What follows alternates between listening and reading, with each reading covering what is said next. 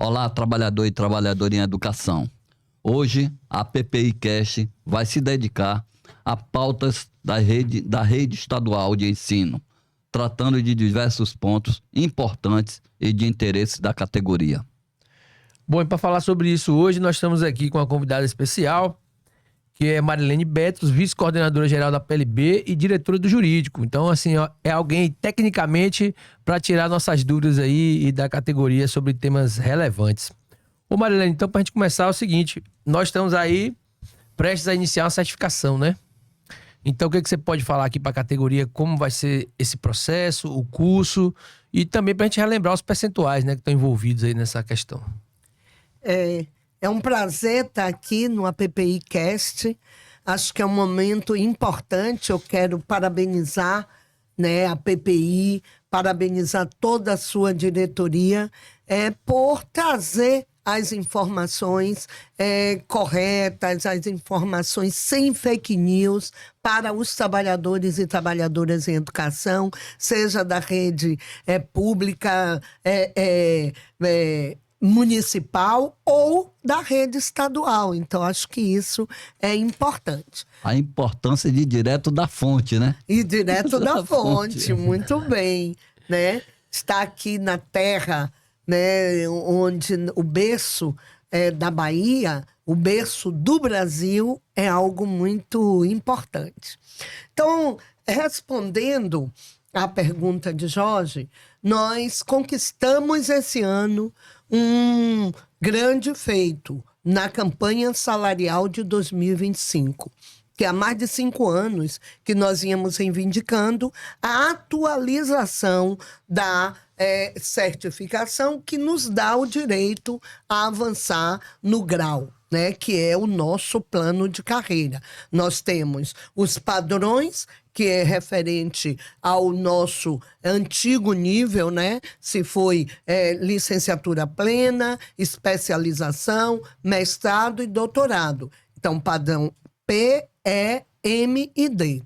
E aí temos o avanço nos graus. O governo parou de fazer os cursos, porque foi uma grande conquista do ano de 2012.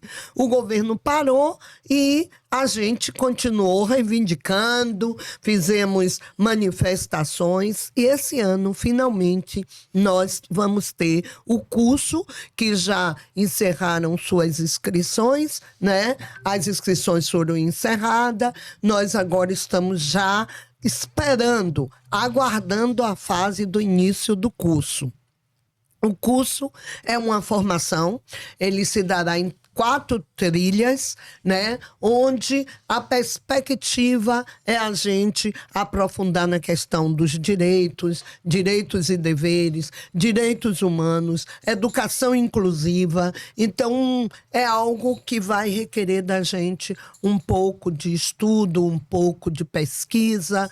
E eu recomendo, né, nesse período, que atentem para o tempo que vocês vão entrar, responder, participar realmente do curso de formação, porque o sistema responsável, que é o AVA, que está sobre a tutoria da Universidade Federal da Bahia, vai estar observando, né, dentro do sistema, o tempo que vocês estarão interagindo com o curso e respondendo, participando das questões. Marilene, vamos chamar de Betros aqui, diretora da PLB, vice-regional, ou vice-presidente, vice-coordenadora, que lá é coordenadora da PLB. Nós temos outra notícia importante para a nossa categoria, que é o abono do Fundef, a 4ª parcela. O que dizer desse processo e dizer também dessa 4ª parcela?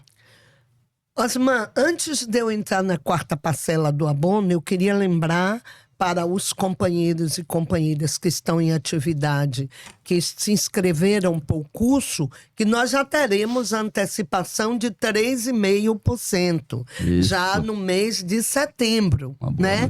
E também ao fechar o curso no ano que vem, em junho, nós mudaremos o grau e estará concretizado a mudança de grau em junho de 2026, já sobre o novo piso salarial, que também faz parte do acordo, que será corrigido em janeiro de 2026. Então, ano que vem nós teremos novamente o piso, mais 2,77 para completar os 6,27. 3,5%. Então é 7% no caso, 7%. né? Pensei que era o mesmo 6,27%. Não, é 7%. 3,5% agora em setembro. 3,5%. E 3,5% E a junho, gente muda julho. o grau. Muda um grau. Ok? Então tá bom.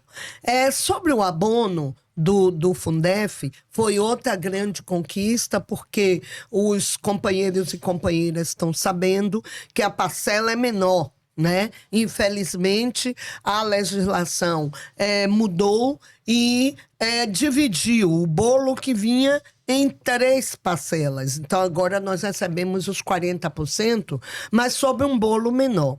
Então, esse valor veio 1 bilhão e 800, quase que a metade do que veio em 2024. Então, isso, claro, né, puxa, diminui significativamente o que nós recebemos em 2024. Esse abono já está garantido, o abono que é o rateio. O abono extraordinário, a PLB lutou, porque dissemos ao governo, como não ter o abono mesmo num valor menor, se já foi praticado por esse governo, pelo governo Jerônimo, em 2023 e 2024.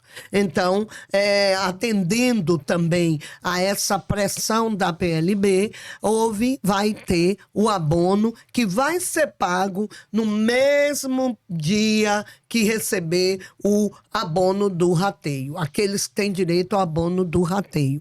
Os demais, todos os que estão em folha, professores REDA, professores pensionistas, aposentados, em atividade, todos receberão o abono, que vai sair separado, né?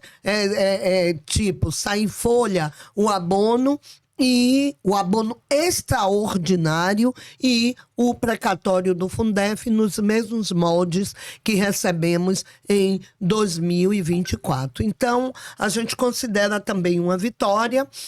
A previsão, o governador tinha falado dia 30, mas por conta de ajustes de folha, até o dia 2 de outubro estará nas contas de todos e todas. Então, a gente tem que comemorar também mais essa vitória. Então, o abono também ele será pago de acordo com sua carga horária, 40 ou 20, e também de acordo com a quantidade de meses que teve do período 98 a 2006, é isso? Exatamente.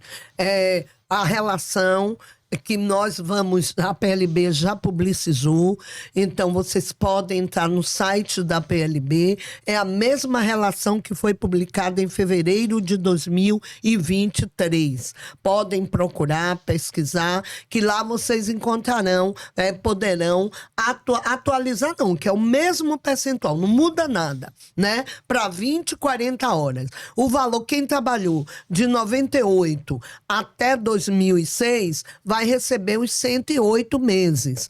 Quem trabalhou somente 20 horas, isso por 40 horas, a metade para 20 horas. E aí vai vendo quantos meses você trabalhou e podem fazer, quem quiser, divide o valor total do abono, 9 mil e quanto aí, Osman? Me ajude o valor total que eu não tenho. 9 mil quebrados. 9 mil e alguma coisa, divide pelo total de meses que vocês trabalharam, que consta dessa lista que eu estou dizendo que a PLB já publicizou no seu portal. Agora, mantendo ainda nesse mesmo assunto, o governo, isso aí já é público para todos, né? Nós estamos acostumados com isso da primeira parcela, não paga com juros, né? E a PLB o jurídico tem ação para requerer esses juros em andamento? A PLB entrou imediatamente, desde a primeira parcela, em 2022, no governo Rui Costa, com ação requerendo juros. Aí, em 2023, também não foi pago com juros, 2024, e agora também não. Então, o jurídico, né, o escritório que nós contratamos através do doutor Ayrton Carvalho, está ligado, já entrou, inclusive, o doutor Ayrton esteve em Brasília a semana passada, no STF, para verificar por quantas estava caminhando o nosso processo dos juros, porque o Maranhão já teve uma sentença favorável, o governo do Maranhão foi obrigado a pagar com os juros, e aí certamente o governo da Bahia também vai ter que cumprir, porque caminha para uma vitória, nós temos êxito nessa ação para o pagamento dos juros. Então, é mais uma que nós vamos ter, né? Além dessa que ninguém esperava, porque essa, Jorge Osman, é o controverso, ou seja, é um resíduo das parcelas que foram pagas. Então, a gente nem contava com esse valor. E aí, certamente que os trabalhadores e trabalhadoras em educação contam com juros, sim, do que não foi pago, foi tirado de nós, e nós compreendemos que o juro também pertence aos trabalhadores em educação, tem que tirar mesmo o valor em cima do calcular o juro dos 60% e nos pagar com juro, correção monetária, que é o que nós temos direito. Certo. Esse jurídico da PLB, hoje ele pode adentrar com ações, porque já é amigo da causa, né? Chamada amicus curiae. Amicus curiae, sim. Eles buscaram dar entrada. Esse escritório do doutor Ayrton tem todo o know-how nessa perspectiva. Eles atuam em todo o Brasil, na perspectiva de conquistar o precatório do Fundef, com juros, inclusive, né? E eles têm, sim, e já são amicus curiae, inclusive, já informando do Fundeb, nós corremos, foi exatamente na mesma linha que o escritório alertou para não só o estado da Bahia, mas os municípios, e a PLB orientou todos as suas delegacias e núcleos que buscassem, e em 2023, por conta da mudança da lei, nós demos entrada aí também no resíduo do precatório do Fundeb, que já é a nova legislação, porque de 2020 para cá nós temos o Fundeb permanente, né? Então, até 2006, nós temos o Fundef. De 2007 até 2020 foi o precatório, estávamos sob a égide do Fundeb. E 2020, quando findou o Fundeb, foi aprovado o Fundeb permanente. Então, esse também já vem com alguns problemas, e a gente está entrando, questionando, e entramos no tempo hábil, até 2020, foi março de 2023. Pronto, companheiras, Betros falou do Fundef e do Fundeb. Para a gente não complicar um pouquinho aí, ela na primeira parte ela falou do Fundef, e nessa segunda parte ela falou do Fundef, do Fundeb, em que a PLB já tem injunção de algumas ações emanadas principalmente no Supremo, ou foi no Supremo Tribunal Federal. É isso aí. Você, Jorge. Então, essa ação do Fundeb, só para a gente esclarecer, que é outra dúvida que a categoria sempre, né, tem, há a possibilidade de surgir um precatório do Fundeb, mas é uma ação ainda em movimento. Ainda em movimento, ainda no E início. se surgir, ele vai constar de qual período? 2023. Ah, sim, do período De quem trabalhou em do qual período? Fundeb. Ah. 2007. Até 2020.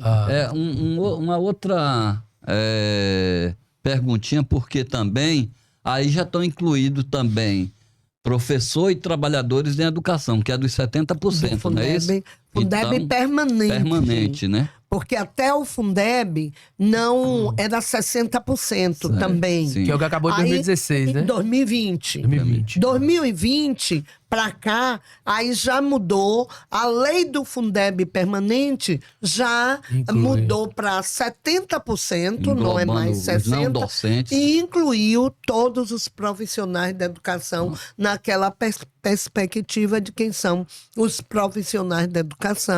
Aí a gente quer incluir também o pessoal merendeiro, porteiro, né? O pessoal administrativo que trabalham nas escolas. Então, há uma perspectiva da inclusão de todos os profissionais da educação, compreendendo que funcionário de escola também é profissional da educação. Isso. Conforme a lei. Conforme não é a nem lei. eu que estou dizendo. Sim, né? a lei mesmo. A 12014 trouxe e descortinou, corrigindo a LDB no artigo 61, traz essa questão de que funcionário de escola também é educador. Exatamente. Ô, Marilene, tem uma outra busca recorrente aqui, que é sobre o processo que envolve principalmente as pessoas de subsídio. Né? Então, assim, uma coisa recorrente. A gente sabe que tem aí agora uma tratativa com o governo, né, de tentar equiparar o piso, né, de quem está abaixo.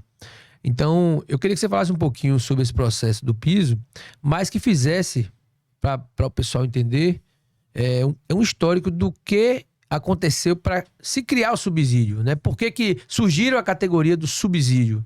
É o pessoal ficar logo ciente.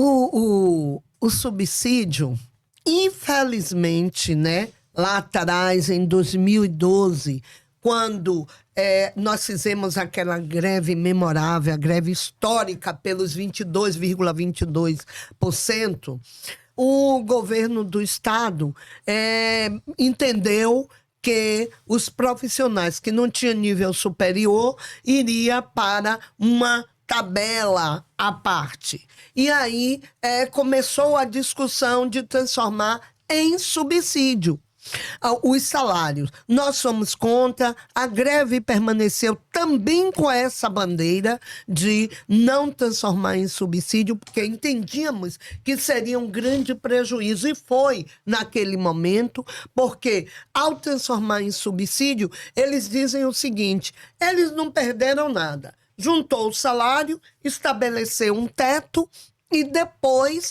o que ultrapassou transformou-se em vantagem pessoal nominal. Só que, naquele momento, a vantagem nominal não era corrigida. Só veio corrigir isso um ano depois, que foi com a nova lei. A gente insistiu, a PLB viu.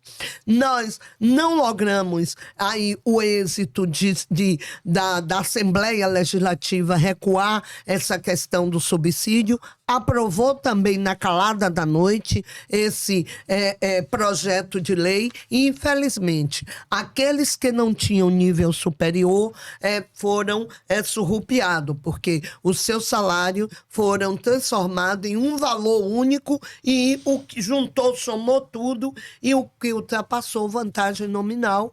E aí tá isso até hoje. A PLB entrou na justiça imediatamente, e essa ação tramita no Tribunal de Justiça da Bahia. A gente faz gestões, busca dialogar com os juízes desembargadores, mas ainda não obtivemos aí a vantagem de esse processo ir para a fila de votação, né? E está na ordem do dia para ser votado. Está lá. Então, são 17 anos, né, que nós estamos com o trâmite desse processo, tentando derrubar esse subsídio. Não fomos a única categoria que isso aconteceu, só que ocorre que tem categorias que até é vantagem, mas para nós não foi, e a gente ainda insiste na derrubada aí do subsídio. Por isso, essa turma que ficou com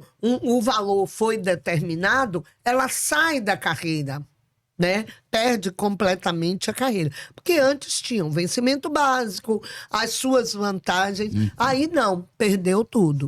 Então estabeleceu um teto para o subsídio. E esse teto veio sendo corrigido, como eu disse, no ano da campanha salarial seguinte, a gente cobrou, foi corrigido. Tanto corrige a partir do percentual que o governo institui para a correção dos salários dos demais servidores, quanto também a vantagem nominal pessoal passou a ser corrigida. Então, ela não sofre a corrosão com o tempo se ficar estagnada sem nenhum reajuste. E aí, a luta nossa é um ganho também da categoria.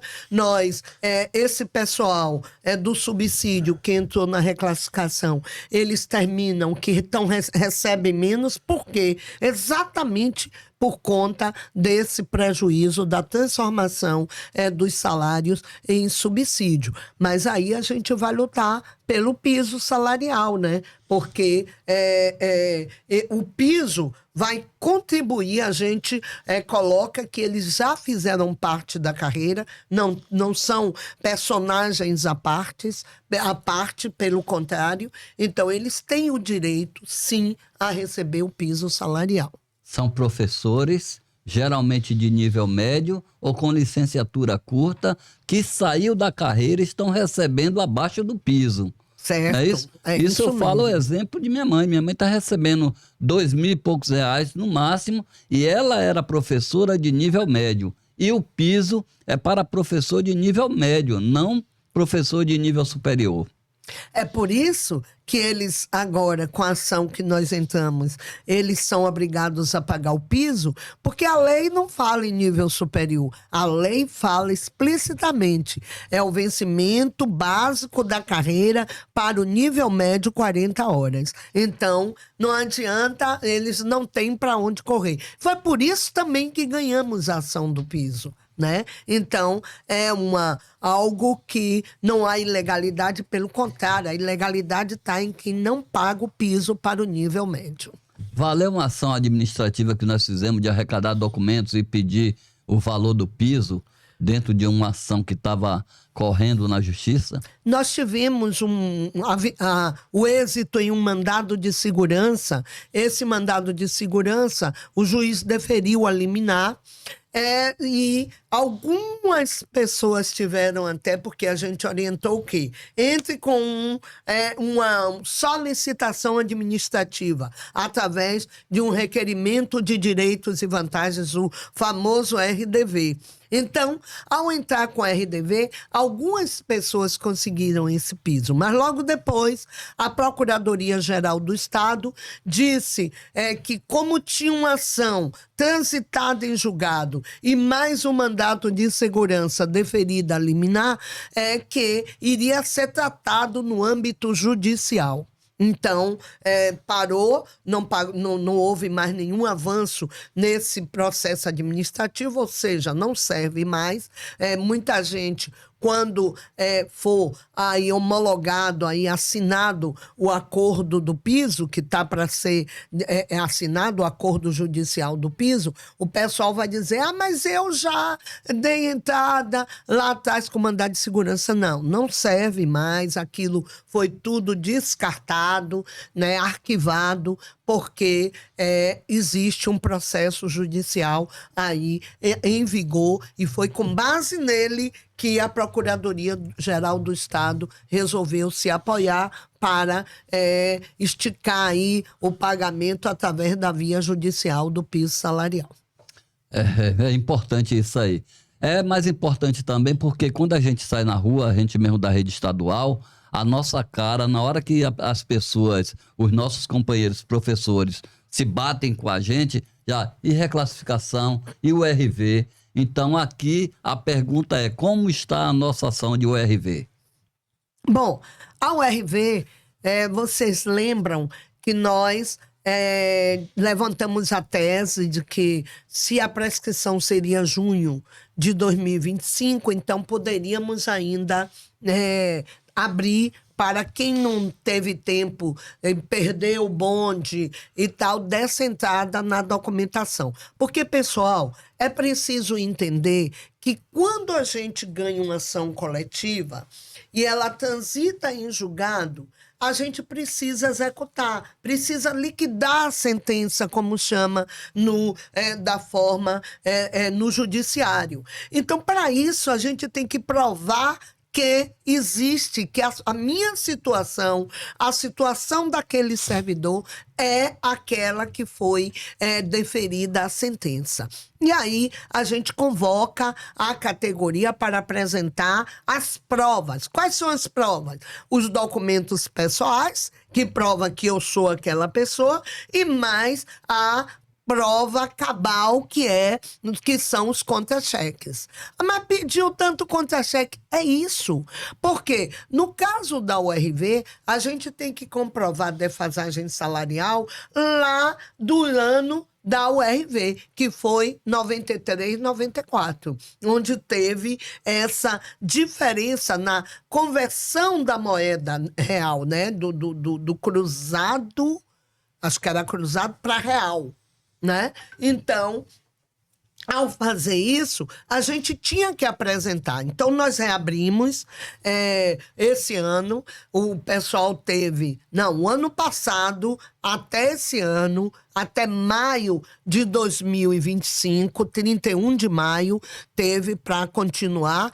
Repare que encerramos 31 de maio e a gente tinha que correr para dar entrada na relação até o final de junho para garantir o prazo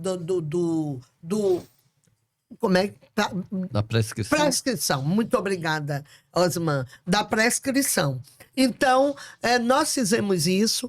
Todo mundo que deu entrada depois, porque já tinha uma lista lá dos que deram entrada no tempo hábil. Todo mundo que deu entrada depois, essa relação já consta do processo e hoje a liquidação segue, a liquidação de sentença.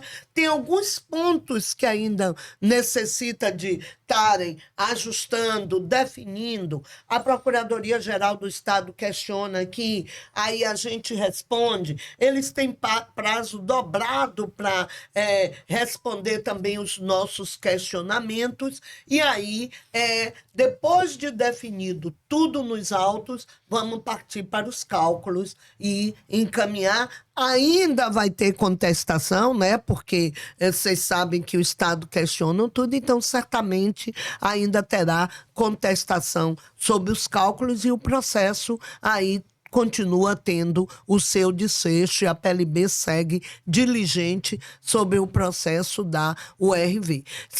Muita gente está perguntando, Jorge mais Osman, sobre os documentos. Eu mandei o documento e não tenho resposta. Quem mandou sabe que teve uma resposta automática dizendo que recebeu.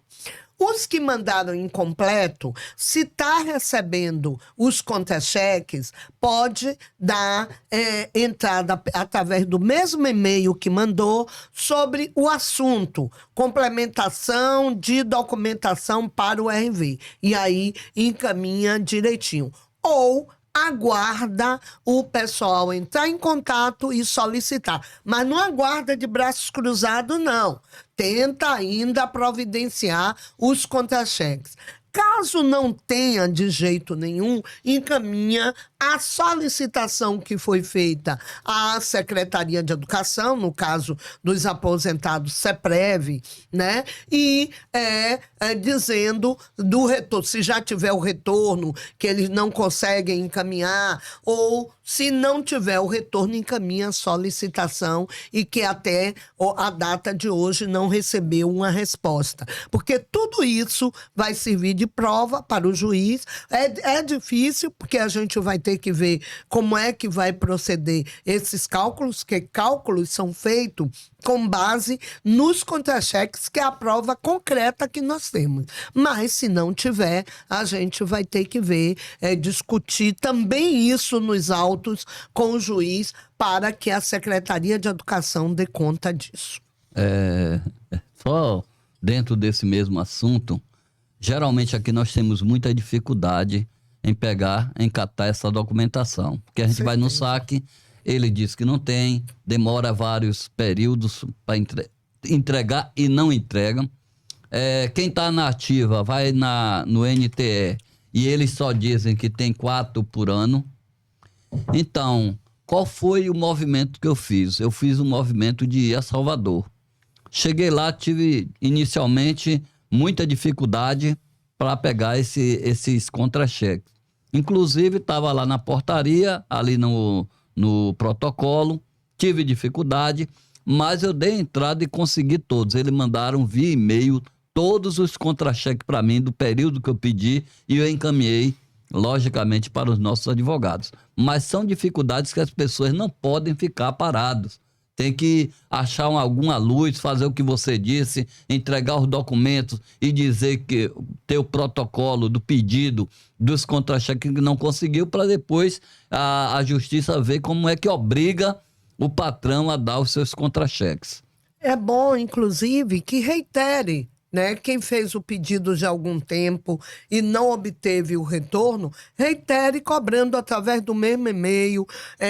Não obtive o retorno, gostaria de ver, porque houve uma época em que os pedidos eram muitos, então estagnou. A linha estagnou, foi uma agonia incrível. Mas hoje já está um pouco mais tranquilo. E a gente vai continuar também levando essa questão à Secretaria de Educação para ver de que forma a gente resolve daqueles que não conseguiram de jeito nenhum pegar os contra-cheques, Osmar. Certo. Ô Marilene, então já mudando de pauta, né? E pra gente só, já que já tá uma ação, na verdade, já tá pagando, né? Como é que tá aí para o pessoal ficar atualizado a questão da reclassificação? A reclassificação foi uma grande ação da PLB, uma ação importantíssima, porque ela ela contribui, né, para uma reparação do que foi feito de uma forma indevida quando nós mudamos, né, quando conquistamos o nosso plano de carreira em 2002. Por isso que a ação é para aqueles que se aposentaram até 23 de outubro de 2002, né? Porque depois daí o plano de carreira dizia como eu poderia ser promovida, mudar de classe, que era o termo, que é hoje o grau naquela época. Então, o que foi? O que aconteceu? O governo simplesmente pegou todo mundo e botou na classe A. Então, entramos com essa ação importantíssima da URV, da reclassificação, lá em 2007. Né? Por que entramos só em 2007? Porque foi quando a nossa categoria começou a procurar a entidade com a defasagem salarial. Então, essa ação transitou em julgado também anos depois. Nós abrimos um escritório especialmente, contratamos um escritório, só para receber a documentação. Era muita documentação também. Aí o povo diz, mas aqueles contra-cheques não servem? Pode servir. Só, gente, que é uma força-tarefa também, né? Para fazer essa triagem de saber quem tem direito a quem entrou com o RV da reclassificação e vice-versa.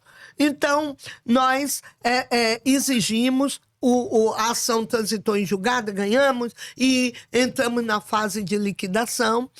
Muita gente duvidou, mas finalmente se concretizou. né? Porque o governo teve que se render e começar o pagamento. Então, nós formamos os precatórios também correndo. Vocês sabem que tem prazo para que o precatório gere para o ano seguinte. Então, nós tivemos que correr. Essa ação, ela prescrevia em 9 de dezembro de 2019, que foi aquele corre-corre. E nesse período abrimos para que pudessem também, como era muita gente, a demanda enorme, capital e interior, pudesse dar entrada através do CEPREV. Mas sabendo que depois do CEPREV tinha que procurar a PLB para delegar a PLB representá-los, representá-las. Aí muita gente não foi. Então, perdeu o direito da PLB requisitar o retroativo, né? Não sei se eu estou me fazendo entender. Então, nós conseguimos esse feito de reclassificar. O que é reclassificar, Osman? Reclassificar é você pegar a pessoa que foi tirada da sua classe e voltar para classe que estava à época em que aposentou. O subsídio tem prejuízo, porque deixou de ter um valor, né, no percentual de tabela, mas os que estão fora do subsídio, o subsídio também vai acontecer isso, né? A gente, eles estão vendo como. Então, hoje, se recebe no contra-cheque o vencimento básico e lá embaixo vem um valor chamado enquadramento judicial. Esse valor do enquadramento judicial vai ser incorporado ao vencimento básico. Muita gente o governo já fez isso, mas outros tantos ainda não, né? Então, o pessoal vai ter, por exemplo, quem aposentou no grau 5 vai ter o vencimento do grau 5, somando um com o outro, vai dar 5.000 e pouco. Né? Então, vai estar lá na tabela atual. É corrigido pelo valor atualizado da tabela. Então, é bom ficar atento. Eu sei que depois desse podcast, muita gente vai procurar e o meu não tá, o meu tá. Então, é só olhar o contra-cheque. E muita gente procurou a PLB dizendo o seguinte: sumiu o meu enquadramento. Só que esqueceu de olhar que ele, quando sai dali daquela forma de enquadramento judicial, ele vai para o vencimento básico da carreira, né? Do contra, que está ali no contra-cheque. Então, é bom observar, a gente acompanhar. Nós estamos cobrando do governo que tem que fazer isso, porque agora vem o acordo judicial do piso que a PLB está finalizando, para aqueles que estão abaixo do piso, e o governo vai estar dizendo quem tem direito, porque se eu já estou recebendo acima do piso com enquadramento judicial, não vai ter de novo o reajuste aí do piso salarial. Então, é algo que a gente também, o departamento jurídico da PLB está debruçado para a gente chegar a um desfecho e a categoria não ficar perdidos e perdidas aí. Mas foi uma grande vitória a reclassificação. Todos nossos são de prioridade, então estão recebendo a parcela prioritária, que são até 100 salários mínimos do valor do retroativo, porque a incorporação já está no contra-cheque. Então, quem tem até 100 salários mínimos, que hoje dá um valor de 151 mil. Então, se eu tenho 70 mil de retroativo, eu vou receber integral. Se eu tenho 300 mil de retroativo, eu vou receber somente a parcela preferencial e o restante vai para a fila, volta para a fila normal de precatórios, né? Aguardar o pagamento. Muita gente nos procura também porque tem bancos querendo comprar e a gente diz, não, cuidado com o golpe, porque nenhum banco também pede dinheiro e nem o departamento jurídico da PLB, seja capital, interior, pede nenhum dinheiro para liquidar uma ação. Pelo contrário, vocês têm que receber. Então, quando pedirem dinheiro, gente, é golpe. Não entrem, não caem. Infelizmente, nós ainda temos companheiros e companheiras que caem no golpe, porque eles dizem, você tem 70 mil para receber, me pague 7 que eu libero o restante. Aliás, você me paga, depois a gente abate, faz uma enrolação e a achando que já vai receber no outro dia, cai no golpe. Eu repito, a PLB, nem da capital, nem do interior, pede nenhum dinheiro para liberar um valor que você tenha maior. Muito menos o governo do estado também não pede dinheiro nenhum. Pelo contrário, gente, vocês têm que receber e não pagar. Os honorários advocatícios são feitos dentro do processo. Quem faz é o núcleo de precatório. Quando você recebe o seu dinheiro, já está abatido tudo. Então não tem que pagar nenhum golpista por aí para receber os valores que vocês têm. Uhum. Indo nessa direção de ações da PLB, principalmente do jurídico da PLB também, que está sempre em movimento, nós temos uma ação nova aí do PODGIS. Eu queria que você desse uma explicada sobre essa ação, como está esse processo, o que precisa desse processo. Essa é a novidade. Porque é novidade aí e o pessoal tem que estar atento com relação a isso. Essa é novidade mesmo, Osmar. O PODGIS é uma ação assim. Nós tínhamos, né, nos idos de 80, receber 90, por aí, nós recebíamos um valor que era 10%, né, por conta do PODGIS. Lembrem-se que a canetinha foi bem depois. Antes a gente comia mesmo o giz e entramos com ação por conta dessa insalubridade. Que funcionava como insalubridade. O PODGIS era apelido, né? E aí ganhamos a ação que ficou conhecida como PODGIS. E aí, depois a luta fez com que nós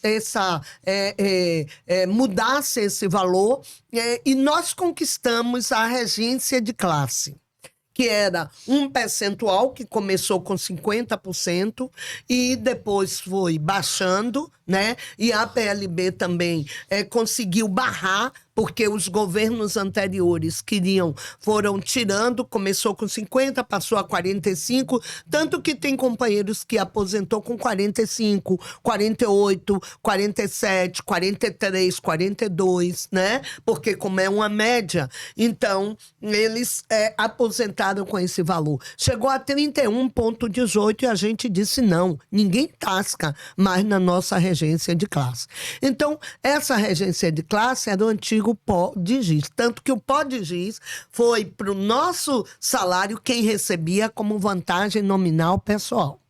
Aí, nós levantamos a tese, o nosso advogado, o doutor Eduardo, de que tem direito, tanto que ele tem várias ações, ganha, né, do PODGIS. E aí, ele entrou com ação querendo o corrigido, inclusive, atualizado, que é o 31,18. E nós temos obtido também êxito nessa ação. Estamos convidando as pessoas, né? Porque o doutor Eduardo, para atendimento com o doutor Eduardo, o pessoal do interior, o doutor Eduardo atende via